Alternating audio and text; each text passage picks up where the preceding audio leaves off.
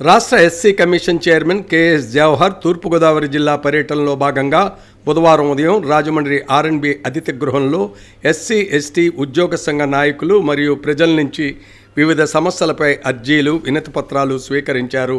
ఈ సందర్భంగా అందిన అర్జీలను ఆయా శాఖల అధికారులకు కెఎస్ జవహర్ సూచిస్తూ వాటిపై సత్వరంగా సమగ్రమైన విచారణ చేపట్టి తగిన పరిష్కారం అందించాలని అధికారులను ఆదేశించారు. ఈ సమావేశంలో ఎస్సీ ఉద్యోగుల సమస్యలు, ప్రజల సామాజిక ఆర్థిక సమస్యలు చైర్మన్కు వివరించగా, ముఖ్యంగా రాష్ట్రంలో ఉన్న బ్యాక్లాగ్ పోస్టులను వెంటనే భర్తీ చేయాలని, ప్రతి నెల ఆఖరి రోజున జరగవలసిన సివిల్ రైట్స్ డేను ప్రతి మండలంలోనూ జిల్లాలోనూ అమలు చేయాలని వినతిపత్రాల్లో పేర్కొన్నారు.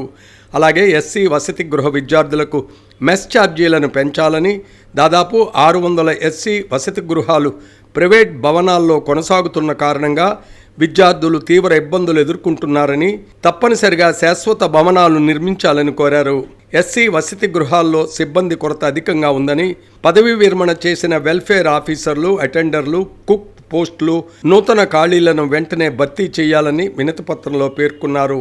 అదేవిధంగా ఎస్సీ విద్యార్థుల ఫీజు రీఎంబర్స్మెంట్కు సంబంధించి పెండింగ్లో ఉన్న 7,200 కోట్లను వెంటనే రాష్ట్ర ప్రభుత్వం విడుదల చేసి విద్యార్థులను ఆదుకోవాలని కోరారు. నూతనంగా ఏర్పడిన జిల్లాల్లో డాక్టర్ బిఆర్ అంబేద్కర్ భవనాలను నిర్మించాలని, తూర్పుగోదావరి జిల్లా రాజమహేంద్రవరంలో ఏపీ స్టడీ సర్కిల్ను కూడా ఏర్పాటు చేయాలని విజ్ఞప్తి చేశారు. ఈ సందర్భంగా వివిధ ప్రాంతాలకు చెందిన మొత్తం 47 మంది బాధితులు చైర్మన్కు అర్జీలు సమర్పించారు.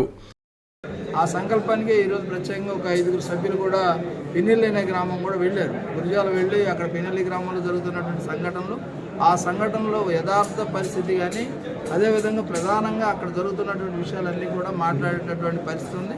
మనం ఫ్యాక్ట్ ఫైండింగ్స్ అనేవి తీసుకున్న తర్వాత అక్కడ ఏం జరిగింది, ఆ జరిగినటువంటి సంఘటనల నేపథ్యం ఏంటి, దాన్ని జరగడానికి అవకాశాలు ఏంటి, ఇవన్నీ కూడా వివరంగా తీసుకొని రమ్మని 5 మెంబర్స్ని కూడా ఈరోజు పంపించాం.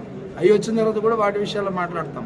ఈ రాష్ట్రం శాంతి సామరస్యత ఉండాలి, కులరహితంగా ఉండాలి, అందరికీ సమాన అవకాశాలు కావాలి. ఈ చంద్రబాబు నాయుడు గారి ప్రభుత్వం యొక్క లక్ష్యాన్ని నెరవేర్చడం కమిషన్ బాధ్యతగా మేము కృషి చేస్తాం.